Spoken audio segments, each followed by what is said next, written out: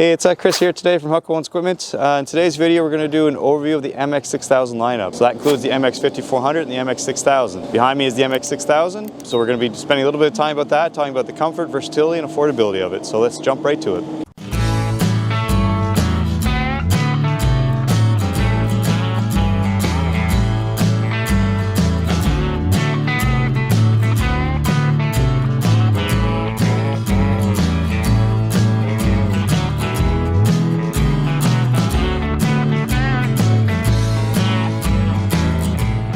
So when talking about the MX lineup from Kubota, again, there's a couple of different variations that you can get, and they've been out for a while. That's the big thing, not just the MX54 or the 6000, but it started with the MX5000, went MX51, 52, and now we're up to the 54 and 6000. But the biggest thing you'll see is if you look at an MX5000 and MX5200, there is 10 years difference in production, but they look virtually the same. Not a whole lot changed there. There's a few upgrades here and there, but the actual look of the machine hadn't changed. Whenever they introduced the MX54 and 6000, a lot had actually changed. Starting with that is the comfort of it. They greatly increased that, and they did it a few simple ways. It wasn't just this great overhaul or anything like that. It was a few simple changes that needed to be made to really improve this unit. Number one was this rubber floor mat. Pretty simple, but it removes a lot of vibration and actually noise whenever utilizing a tractor. After that was that hump in the middle. It's virtually eliminated there, which greatly aids whenever you're getting on and off all day long. It's one thing to look for whenever you're looking at economy tractors. And one thing I always harp on is a great improvement is the seat itself. Great suspension seat there. It really aids when you're going up and down rough terrain and everything. You're going to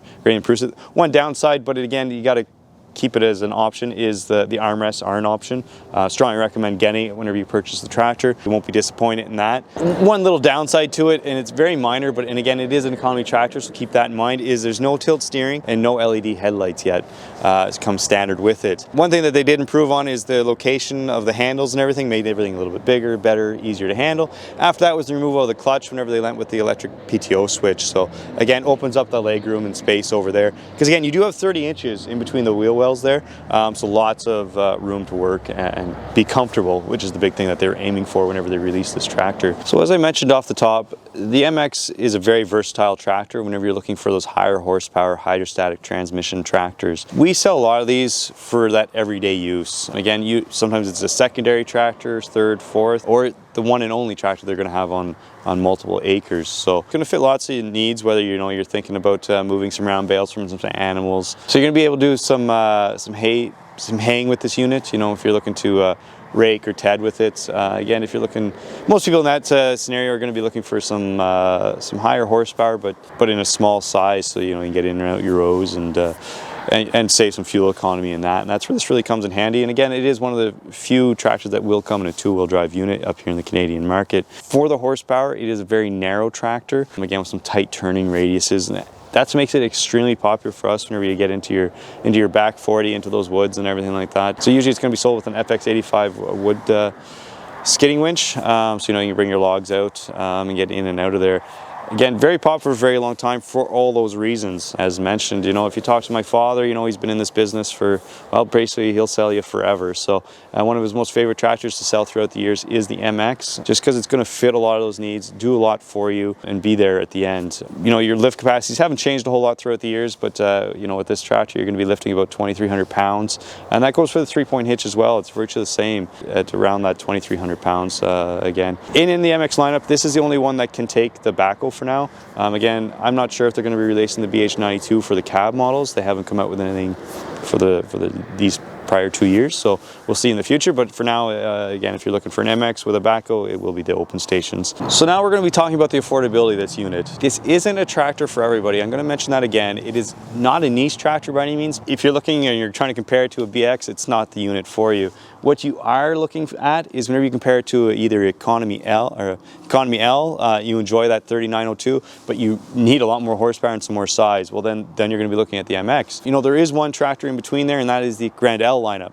Again, a lot more features, smaller tractor. What this is going to price out to is like the MX5400 is going to be very similar in price to the L4060 open station. We compare it a lot here, and again, also price-wise it's going to be very comparable to a 7060. Again, here in the Canadian market, we don't have tax whenever we get up to the 7060, so the MX is going to be virtually the same price once you add that 13 or 15% depending on what province you're in. So again, not a tractor for everybody. It does fit a lot of markets and a lot of needs. So some of the other reasons you may be choosing this is you want to stay with that HST. Again, it is the MX6000 as big as you can get, hydrostat, you know, but there is some options there. If you want a gear drive, that is available in the 5400, or a two-wheel drive, again, is in the 5400 in the Canadian market. One of the drawbacks to an MX, one that I don't really like, is the lack of tire selection. Again, there's a couple of overlaps there in the turf tires, but after that is basically you're left with either ag R14s or the industrial. So just be mindful of that if you are comparing it up to the 7060. The 7060 has, you know, 20-30 different tire selections, where this is